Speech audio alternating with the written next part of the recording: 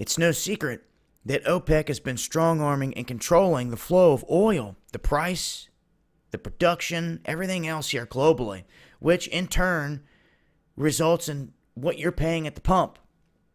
Now, of course, every country kind of has its own supply of this and that, and when it comes to America, we are producing our own goods, our own oil, and they've just upped the output and announced all these other things of discoveries in different locations.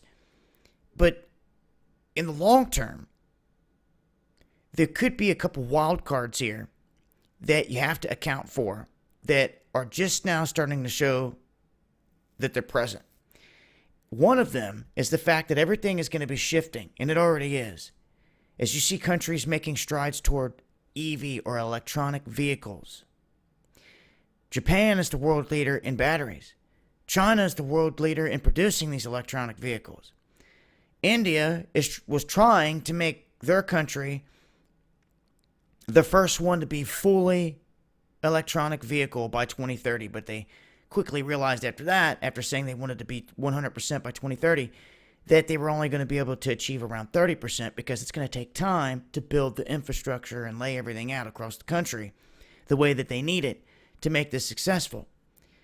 So if you take into account that within the next 20, 30 years, there's going to be a gradual shift to where more electronic vehicles are going to be across the globe, all over the place in different countries, it's going to take away for the want and the need of oil.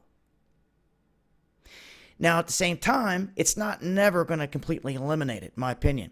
You're always going to have heavy machinery and things like that run better and more efficiently and get you more power and get things done better, running off of, say, diesel and things of that nature. Everything is different out here in terms, and you can't just try to use one application and put it on everything and expect it to work across the board.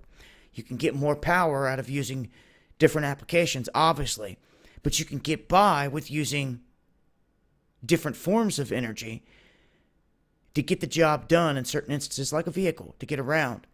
But of course, there's no more gas stations. It has to be an electronic charging station.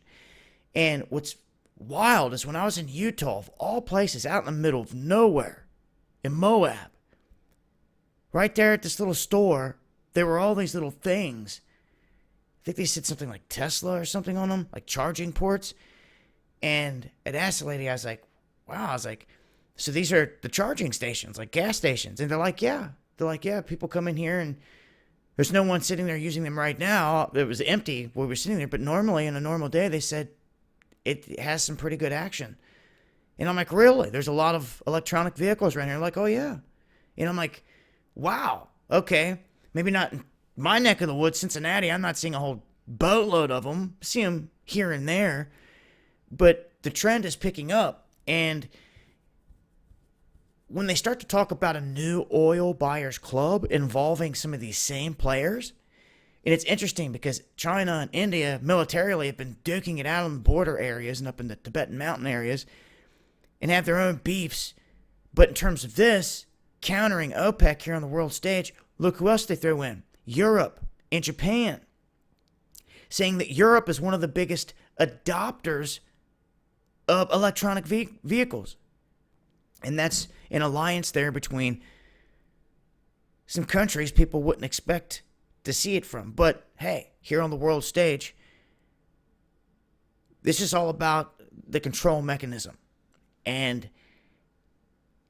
we'll see where things go from here. This is going to obviously be something over time, but if you start to see the formation and more talk of them going in this direction, it could affect things, because if you have a new player stepping up, to the plate, then it could affect the prices across the board. It could bring down prices. It could be a good thing, seeing that there's some competition, or depending on how things go, they could always come out in the headlines, oh, they're lower on oil than they thought.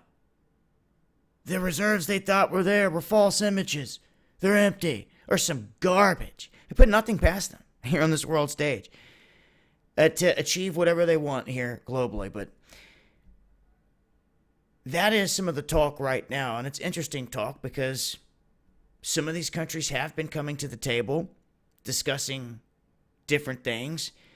And anytime you have one group controlling everything, it's like a monopoly. So if you have other players step up, it kind of loosens things up and opens it up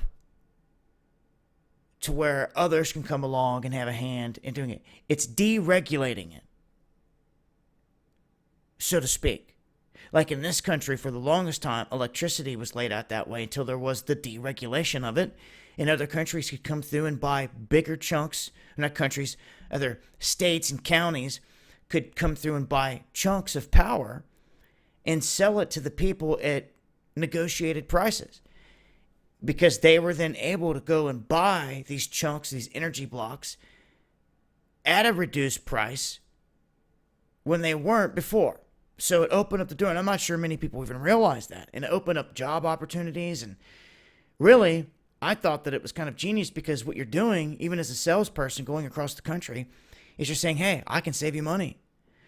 And that's what they're doing, and they're not lying. It's no scheme to it. You're actually going in and saying, hey, we can actually get you energy bought in bigger chunks off the grid at a cheaper price. You just got to lock in with us for the next 3 years. And that person that locks in that deal with that company or that house, they get the residuals off that forever, for as long as they stay with that company. And why would you not go with one of these newer companies that are doing that? Because it's cheaper. Instead of staying with one of the big old boss hogs that's got a big name that's doing nothing but milking everybody at a high price. That's why some of these newer, smaller companies come in. They're getting it for cheaper. They have to get rid of it. They have to sell it. So you might as well take advantage of that. Just many people not realizing that that's even an opportunity. It is. But I'll leave a link here and I'll continue this talk this Friday night. Underground World News Live, Dabu 77, 9 p.m. Eastern. Hope to see you there.